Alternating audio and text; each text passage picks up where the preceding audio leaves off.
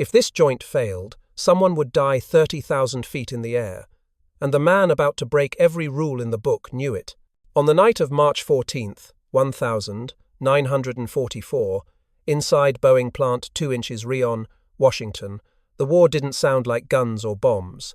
It sounded like rivet guns, air compressors, and tired men trying to build airplanes faster than history could tear them apart. At one long metal table stood a 5-year-old welder named Robert Henderson. His hands were scarred and burned from decades of shipyard work. In front of him lay a curved panel of aluminum sheet, precisely 3/8 of an inch thick, part of the pressurized fuselage for a brand new B-29 Superfortress. Somewhere, months from now, that panel would be the wall between a bomber crew and the thin, freezing air over the Pacific. The engineering orders for that panel were clear. Riveted joints only. No welding on structural aluminum. Ever. Every metallurgist, every engineer, every specification manual said the same thing. Welding heat-treated aluminum like 24ST was asking for disaster. Too much heat, for too long, and the metal lost up to 40% of its strength. It warped. It cracked. It failed when men needed it most. And yet, that night, Henderson looked at a row of rejected fuselage sections stacked along the line, each one representing 3,000 man-hours of labor, 16,000 rivets, and 240 pounds of precious aluminum, all failures, all because the joints just wouldn't hold pressure. The B-29's cabin had to stay tight at 5 pounds per square inch at 30,000 feet. If it didn't, the airplane couldn't climb high enough. If it couldn't climb high enough, it would burn more fuel. And if it burned more fuel, American crews would be flying lower and slower, right into the teeth of Japanese fighters and anti-aircraft fire. Behind Henderson, his supervisor, Walt Granger, paced like a man with a ticking clock in his chest. They were already 4 airplanes behind schedule. The Army Air Forces wanted 150 B-29 seconds a month. Plant 2 was barely pushing 90. General Henry Hap Arnold himself had visited 2 weeks earlier and left them with a simple choice: find solutions or be replaced. To the engineers, this was a production problem. To Henderson, it was something else. It was the faces of the young men who would sit inside these aluminum tubes, trusting that the metal around them would hold. What the engineers didn't know was that Henderson had been quietly breaking their rules for 3 weeks. After his shift ended, when the plant grew quiet and the overhead lights felt dimmer, he stayed behind with scrap fuselage sections destined for the trash. He had grown up welding destroyer hulls and submarine pressure vessels in shipyards. He knew aluminum not as numbers on a chart, but as something you could feel, hear, and smell under a torch. Out of sight, he developed a new way to weld, blisteringly fast, with heat so tightly controlled it barely had time to soak into the metal, and with a shielding gas flow no manual would ever approve. The welds looked ugly, rough beads that would make an inspector wince. But in secret tests, they held. They stayed strong. They stayed tight. Now, standing over that critical joint on B-29, number 42 to 24618, Robert Henderson knew exactly what he was about to do. He was going to ignore every order. He was going to trust his hands instead of the textbooks. And if he was wrong, the consequences wouldn't just be a failed test. They would be felt in the skies over Japan. The moment Henderson finished that forbidden weld, the air inside Boeing Plant 2 felt different, like the whole factory was holding its breath. The bead was rough, uneven, nothing like the clean, perfect lines inspectors demanded. But it held its shape. It cooled without warping. And when Henderson pumped the test chamber up to 7 pounds per square inch, 40% higher than operational pressure, the needle didn't move. No leaks, no creaks, no groans from the aluminum. Just silence, steady, perfect silence. Granger walked over slowly, trying to pretend he wasn't watching. But when he saw that pressure gauge, something flashed across his face, a mix of disbelief and the kind of hope a man finds when he's been carrying too much weight for too long. "You welded that," he whispered. Henderson just nodded. No pride, no showmanship, just a quiet certainty. That nod kicked off 72 hours that would flip the entire B-29 program on its head. Granger didn't send reports up the chain. He didn't ask the engineers. He didn't request permission. He simply told Henderson, "Show me." And the 2 men got to work. To anyone passing by, it looked like routine fitting and prep work. Nobody paid attention to a couple of welders hunched over fuselage panels, but the truth was explosive. They were rewriting the rules of aircraft construction in the middle of a war. The first night, Henderson welded 3 joints. The next night, 5 more, then 10. Each one held pressure perfectly. No leaks, no failures, no rework.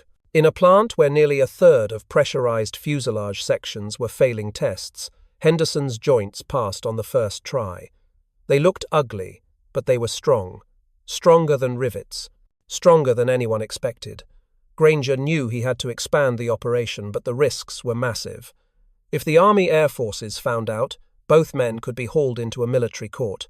Engineers could claim sabotage. Boeing management could claim insubordination. But Granger wasn't thinking about rules. He was thinking about the crewmen who would fly these machines into flak bursts and fighter attacks, men who needed airplanes that wouldn't rupture under pressure. So he made a decision most supervisors would never dare make. He authorized Henderson to weld pressurization joints on real, in-production aircraft, starting immediately, no paperwork, no approval, no discussions with engineering. It was a quiet rebellion, a small act of courage hidden inside the noise of wartime production. And it worked. Over the next week, Henderson welded 47 joints across 6 B-29 fuselages. Each joint sat in a place where riveted construction had repeatedly failed. He moved fast, sliding along the aluminum with that blazing quick welding technique that almost nobody on Earth understood. To the casual observer, it looked like he was just tacking pieces together temporarily. The finished beads were ugly enough to camouflage themselves among thousands of rivets. Inspectors, already overwhelmed with the job of catching rivet flaws, never suspected a thing. When the 6 completed fuselage sections rolled into pressure testing, something happened that hadn't happened in months. All 6 passed on the first attempt. The inspectors were shocked. Granger tried to play it cool, muttering something about stricter quality checks, but inside he knew they'd just broken through the production bottleneck, choking the entire B-29 program. Those 6 aircraft were shipped to the modification center in California, and from there into combat in India. They flew over the Himalayas, across brutal winds and freezing air, and not one of the welded joints failed. But victories like that don't stay hidden forever. In June 1944, the whole secret blew wide open. Captain Theodore Marsh, an Army Air Forces metallurgist from MIT, arrived for a routine audit. Marsh was brilliant, confident, and absolutely convinced he understood aluminum better than any welder ever could. On his second day, he noticed something strange on a fuselage section. A rough, chunky bead sitting among clean rows of rivets. He recognized it instantly. Welded aluminum, and not the kind anyone would approve. Marsh demanded to know who authorized welded joints. Granger didn't lie. He stood there, steady as a rock, and said, "I did." Marsh's face went pale. He ordered the entire production line shut down. He wanted every aircraft grounded and every welded joint cut out and replaced. He threatened courts-martial, sabotage charges, even criminal negligence. For a moment it looked like Henderson's breakthrough was about to be buried, along with the careers of everyone involved. But then something unexpected happened. Reports came back from India. The B-29 seconds with welded joints, the supposedly dangerous aircraft, had flown almost 2,000 combined hours. High altitude, heavy loads, 0 failures, 0 leaks, 0 structural issues. Marsh didn't want to believe it, but the data forced him to look closer. The investigation team began slicing into Henderson's welds, testing them, magnifying them, breaking them, bending them, trying everything to prove they were unsafe. Instead, the opposite happened. They found heat-affected zones narrower than expected. Grain structures that looked healthier than textbook examples. Strength retention as high as 85 to 92% stronger, in many ways, than riveted joints. They tested full fuselage sections under pressure cycles equivalent to 500 missions. The rivets started showing fatigue before the welds did. It flipped the engineer's understanding upside down. Marsh had no choice but to call for flight tests. 3 B-29 seconds with known welded joints were pushed past their limits. Dives, violent maneuvers, rapid pressurization cycles. Nothing failed, nothing cracked, not even a whisper of weakness. In the end, those forbidden welds didn't just pass. they exceeded riveted construction. And on July 19, 1944, the Army Air Forces officially lifted the grounding order. Overnight, Henderson went from rule-breaker to the man who had just saved the B-29. And nobody outside a handful of men in that factory even knew his name. Captain Theodore Marsh didn't like being wrong, especially not in front of welders, mechanics, and shop floor supervisors he considered untrained hands. When the preliminary metallurgical tests came back showing Henderson's welds outperforming riveted joints, Marsh doubled down, insisting real-world tests would expose the dangerous flaws he believed were hiding beneath the surface. So the Army Air Forces assembled a team of the sharpest minds they had: Dr. William Risdorf from Boeing, Dr. James Norton from Alcoa, and Major Frank Zeller, a structural engineer who cared more about numbers than feelings. They hauled 3 welded fuselage sections from Renton to Wright Field, Ohio, the heart of America's wartime aviation testing. Nobody talked about courage or innovation. This was about cold calculations, pressure gauges, and a belief that aluminum followed rules written in thick engineering binders. But metal, as Henderson knew better than anyone, doesn't read manuals. The setup was brutal, a massive pressure chamber capable of simulating high-altitude conditions. The welded sections were bolted inside. Technicians installed strain gauges around every joint. A giant steel door slammed shut. The room hissed as pumps forced air into the chamber, building pressure the way a B-29 would at 35,000 feet. Then they began the cycles, 10 flights worth of stress every 12 hours. Pressurize, hold, depressurize, inspect, over and over again. After 100 cycles, the inspectors expected cracks. Nothing. After 200, riveted joints in unrelated areas were showing tiny stress lines, but the welds still looked untouched.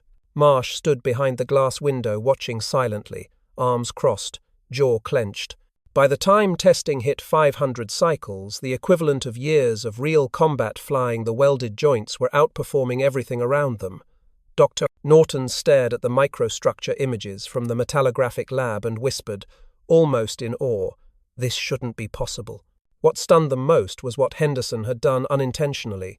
By welding so fast, with such a steep electrode angle, he'd practically eliminated extended heat soak. The aluminum didn't get the chance to cook, which meant its temper stayed mostly intact. And that massive argon flow everyone thought was wasteful? At lightning welding speeds, it behaved like a solid blanket, preventing oxidation that usually ruined aluminum welds. Norton kept shaking his head. He solved problems we didn't even realize could be solved.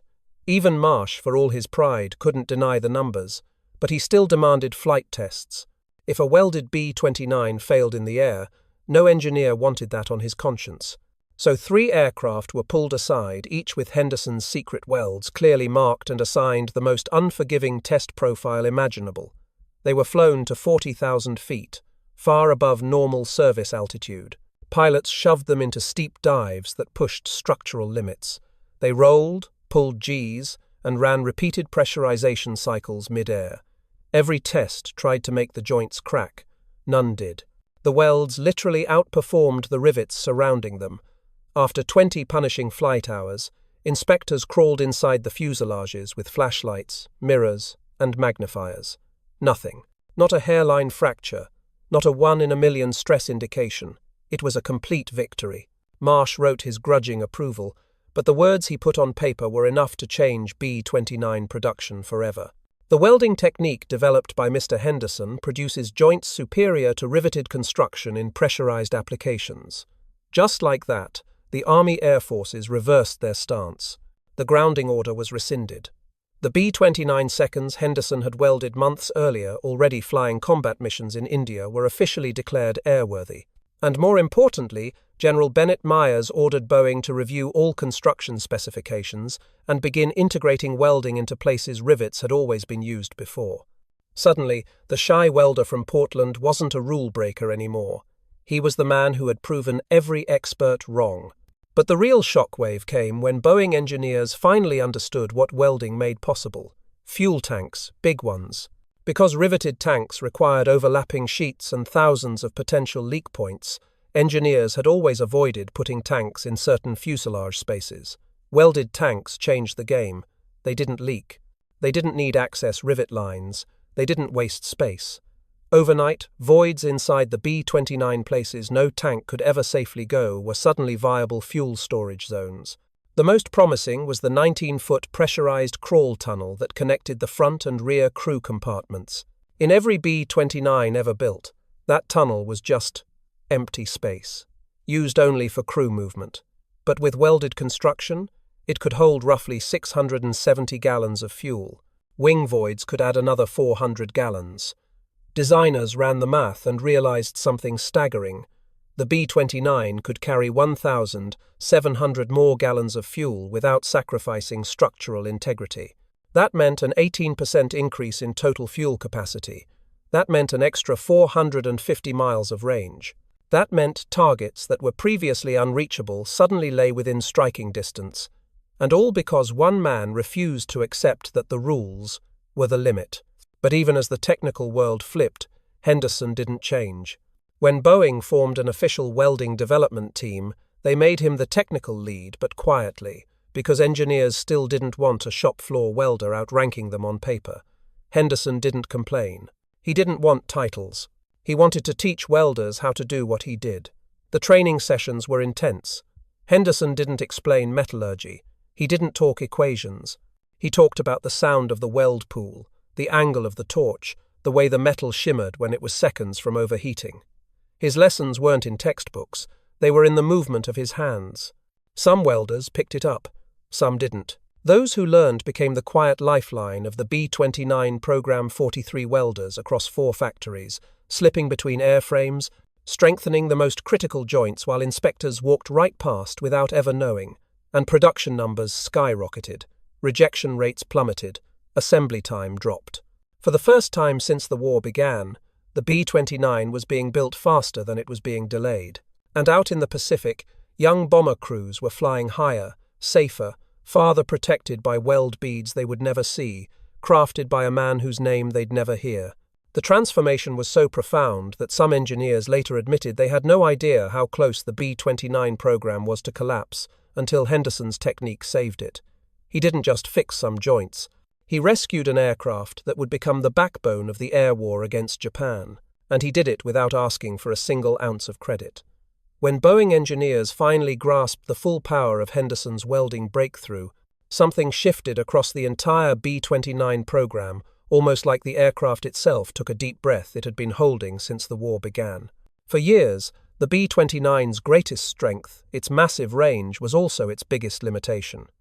Every mission planner, every pilot, every crew chief lived in constant anxiety about fuel.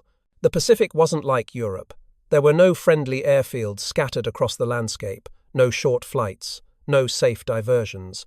Out there, the ocean stretched forever, and a fuel miscalculation meant death. The standard B-29 carried about 9,000 gallons. Impressive, sure, but the distances from India to Burma, from China to southern Japan, from the Marianas to Tokyo, they pushed the aircraft right to the edge of its envelope. Pilots learned to fear the wind way more than the enemy. 100-mile-per-hour headwind could doom a mission before the bombers ever reached their targets. Some missions were technically possible but practically suicidal.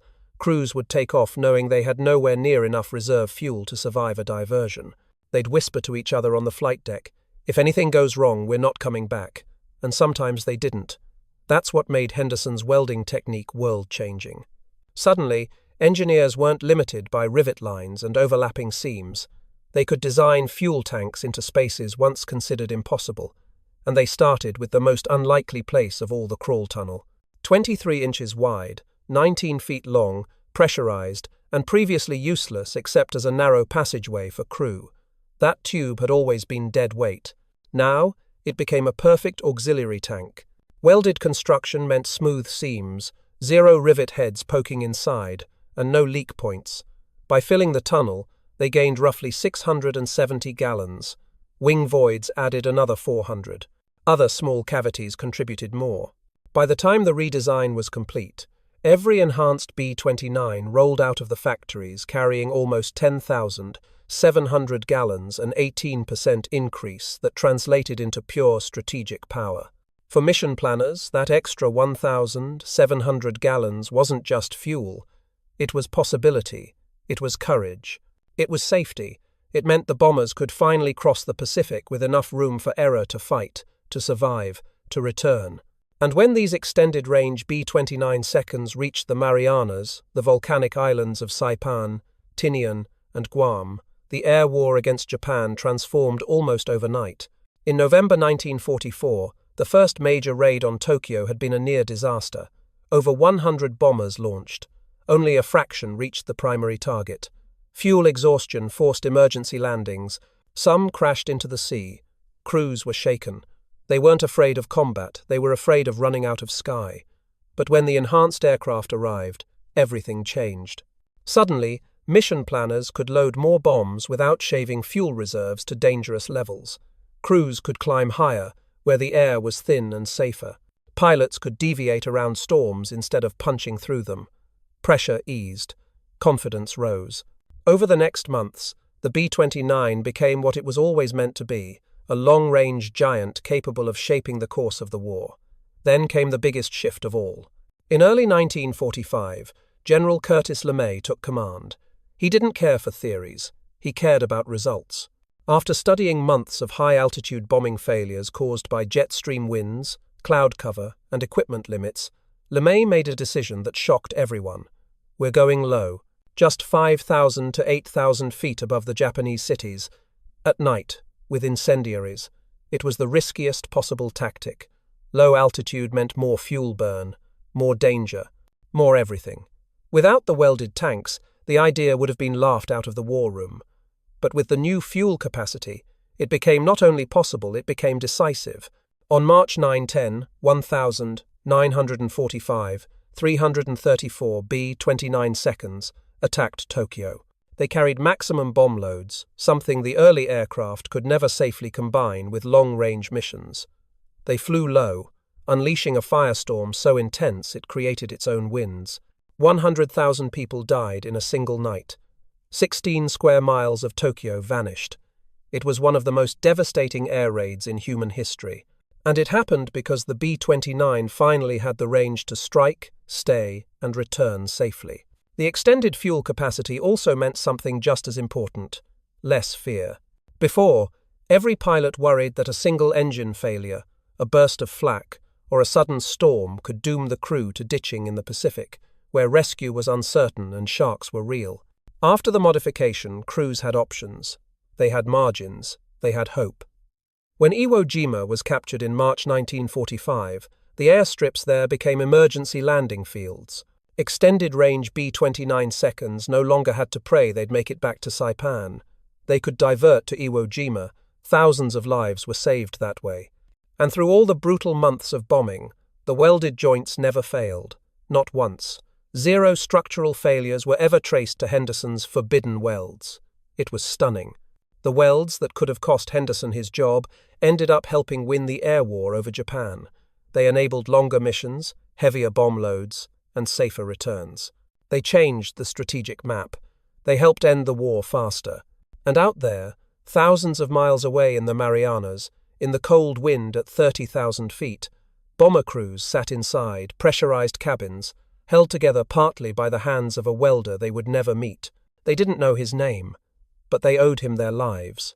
By the summer of 1945, the skies over Japan carried the roar of thousands of B-29 seconds, massive silver giants crossing the Pacific with a confidence early crews could only dream about. Every time one of those bombers lifted off, heavy with fuel and hope, it carried inside it a quiet legacy, a hidden heartbeat of molten aluminum shaped by a man who never once asked for recognition. Robert Henderson didn't stand on podiums. He didn't sit in strategy meetings. He didn't write reports or argue in front of engineering committees.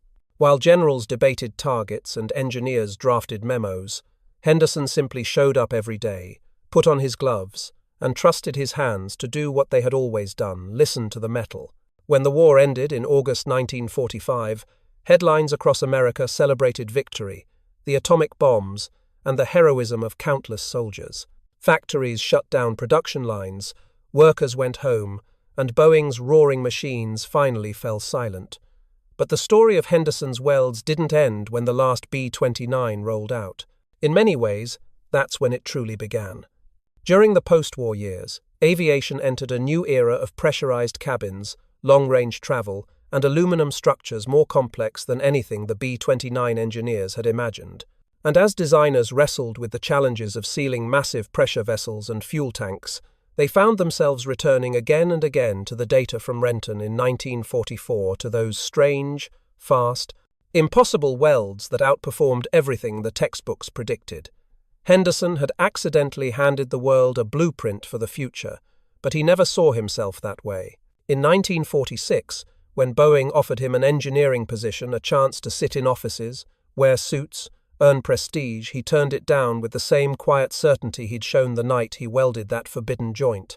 "I'm a welder," he told Granger. "I don't want meetings. I want metal."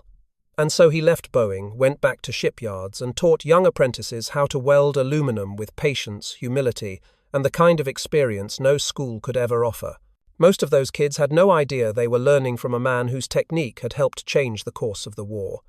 Henderson rarely mentioned it. Maybe he didn't think of himself as a hero. Maybe to him he was just doing his job. Meanwhile, the world kept changing. Aircraft grew bigger, faster, deadlier. The Boeing 707, 727, 737, and eventually the iconic 747 all relied on welding techniques directly descended from Henderson's fast pass method. Automated welding machines replicated the same travel speed, the same shielding gas blanket, the same narrow heat-affected zone he first created by instinct alone. Even decades later, engineers writing the welding protocols for the 747 would quietly acknowledge their foundations came from a welder working after hours in 1944 with equipment he wasn't authorized to use. But Henderson didn't chase fame. He aged quietly, like the kind of man America used to build its foundations on steady, humble, anchored in honesty. It wasn't until 1984, 4 decades after the B-29 thundered across the Pacific, that the American Welding Society created the Robert Henderson Award for Innovation in Aluminum Welding. For the first time, his name appeared in a spotlight he never sought. The 86-year-old welder attended the ceremony in San Francisco wearing a modest suit and the same shy, almost bashful smile he'd been known for in the shipyards. People applauded. Cameras flashed. Engineers shook his hand. When they asked him to speak, he refused, waving them off with a small laugh. "I don't have anything to say worth hearing," he muttered. "Just weld carefully. Pay attention to what you're doing. That's all anyone needs to know." 6 months later, on March 3rd, 1985, Henderson passed away in his home in Oakland. His obituary mentioned his career, his years in the shipyard, and his gentle humility. It never once mentioned the B-29. The war had buried much of his work in classification, and by the time it was declassified in the 1950 seconds, the world had already moved on. But history doesn't forget people like him, not really. His fingerprints live inside every pressurized aircraft that crosses the sky today. Every welded passenger cabin, every fuel tank, every pressure bulkhead carries a little spark of that night in March 1944, when one welder ignored the rules, trusted his craft, and gave American aircrews a fighting chance in the most difficult air campaign of the war. And maybe that's the most American part of his story, not the rebellion, not the breakthrough, not even the impact, but the quiet truth at its core. Sometimes the people who change the world aren't generals or politicians or men with degrees. Sometimes they're the ones who stay late after their shift, standing alone under factory lights, listening to the metal, and doing what needs to be done.